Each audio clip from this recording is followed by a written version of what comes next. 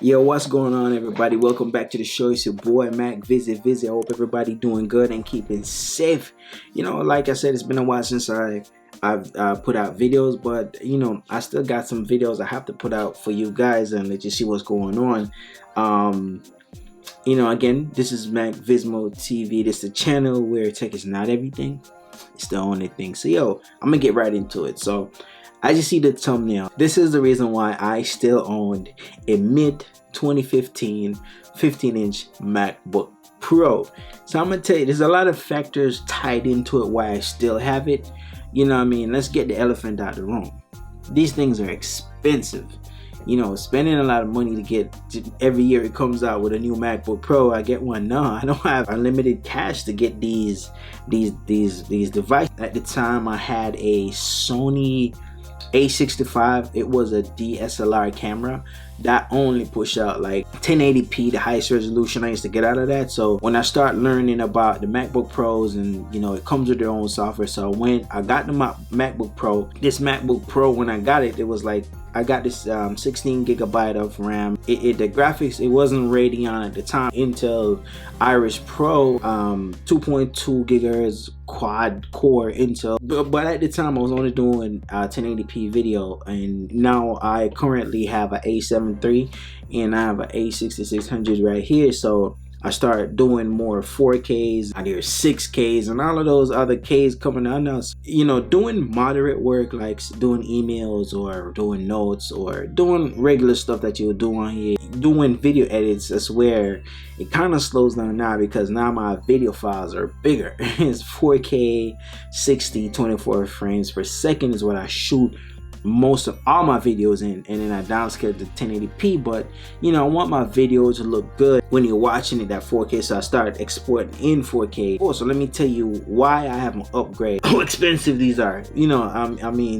Sorry, it's so bad. Too expensive. I'm an average consumer, so whatever I want, I'll save. I work really hard, so I'll save and I'll buy whatever I want. It is what it is.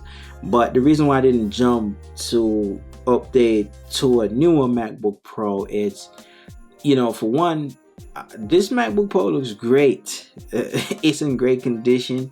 I have never took it in for a repair. My keyboards work fine, like flawless working keyboards, never have a problem. Here are some things that I hate with the new MacBook Pros. I like the fact that the new ones had the USB-Cs, but that's it.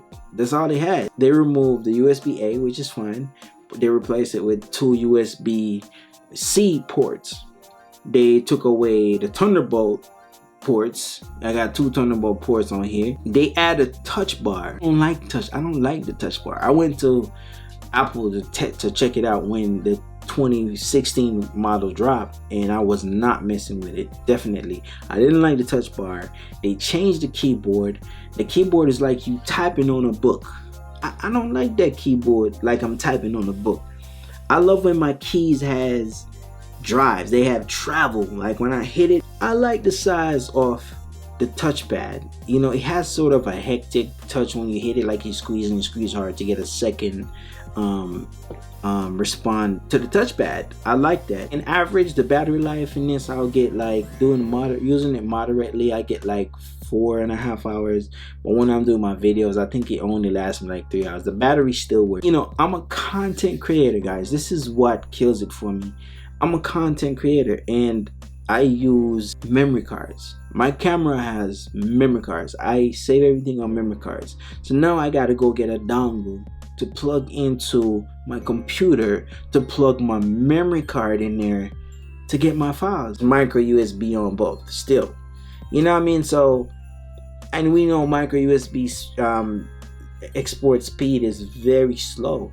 So plugging my memory card in my computer, it's like gold, because I just drag from my memory card and drop it into my timeline when I'm doing my edits. So it saved like a proxy of it. So even though it's still loading from the memory card, I can still go ahead and do my edits and everything, and then it might take a little time to render, but that's it. Because how my desk is set up, I really don't like stretching over. So what I did, I went and I bought you know, I bought this from Apple. This is Apple keyboard. I use the Apple mouse too to navigate around it, and it's pretty dope. You know, like, would I recommend people to go get? I mean, now they have the M1s coming out, but what I really like with this MacBook Pro, the Magsafe Charger. If you don't know what the Magsafe Charger is that little snappy charger that if you kick your MacBook by accident, you know, it doesn't just drag off the desk. It just snap out of it. Like the Magsafe just snap off of it. The Magsafe is that magnet that stick the charger to the device. They removed that.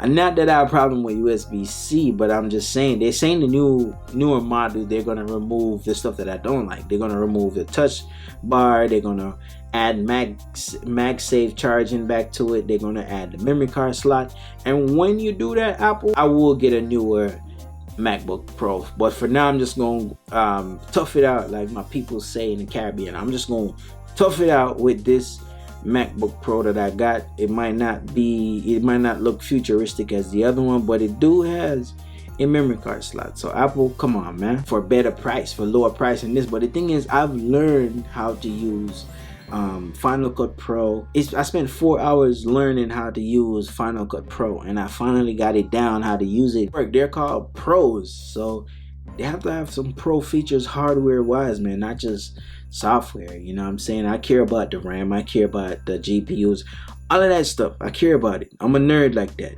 But also I care about hardware. I care about what's on the side, what's in the front, what's in the back. That's why I still have mid 2015 15-inch MacBook Pro. So, you know, let me know in the comment if you guys are gonna update to the new M1s and stuff like that. And you know what I mean, hit a like if you still using a 2015 MacBook Pro. So yo, I'm gone.